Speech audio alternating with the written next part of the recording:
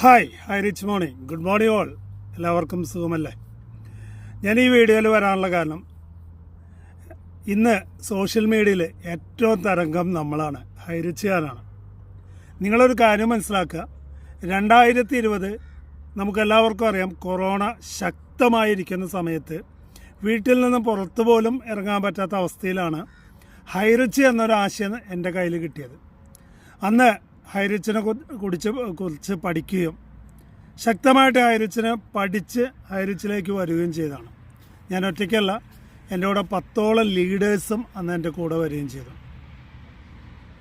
ഇത് കഴിഞ്ഞു അന്ന് വെറും ഇതൊരു ഓൺലൈൻ ഷോപ്പിൽ മാത്രമായിരുന്നെങ്കിൽ ഇന്നത് ഗ്രൂപ്പ് ഓഫ് കമ്പനിയായി മാറി.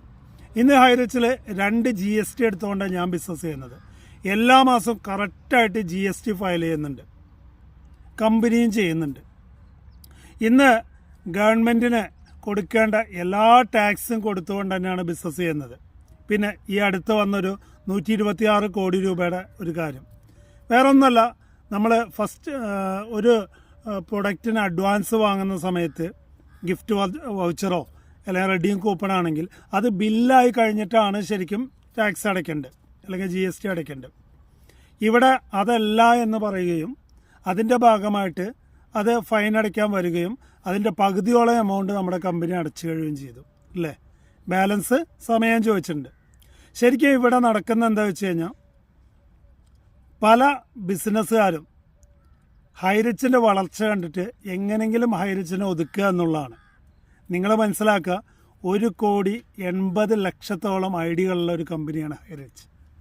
ആ ലക്ഷക്കണക്കിന് മെമ്പേഴ്സിൻ്റെ ലൈഫ് മാറ്റിമറിച്ച കമ്പനിയാണ് ഹൈറിച്ച്. ഇവിടെ കറക്റ്റായി GST പേ ചെയ്താണ് നമ്മൾ മുന്നോട്ട് പോകുന്നത്.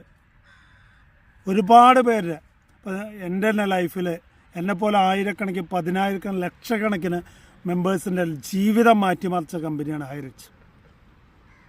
നിങ്ങൾ തോൽപ്പിക്കാൻ നോക്കിയാൽ ഞങ്ങൾ തോൽക്കാനും നിൽക്കുന്നില്ല. ഉറപ്പായിട്ടും ഞങ്ങൾ കൂടെയുണ്ട്, ഹൈറിച്ചിൻ്റെ കൂടെയുണ്ട്. നമ്മുടെ ഭാര്യ സാറ് പറഞ്ഞ പോലെ നെഞ്ചിലാണ് ഹൈറിച്ച്.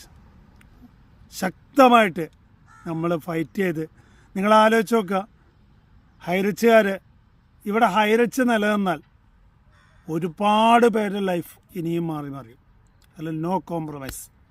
അപ്പോൾ കട്ടയ്ക്ക് നമ്മൾ കൂടെ നിന്ന് ഹൈറിച്ചിനെ വിജയിപ്പിക്കുമെന്ന കാര്യത്തിൽ നോ കോംപ്രമൈസ്. അപ്പോൾ എല്ലാവരോടും ജയ് ഹൈറിച്ച്.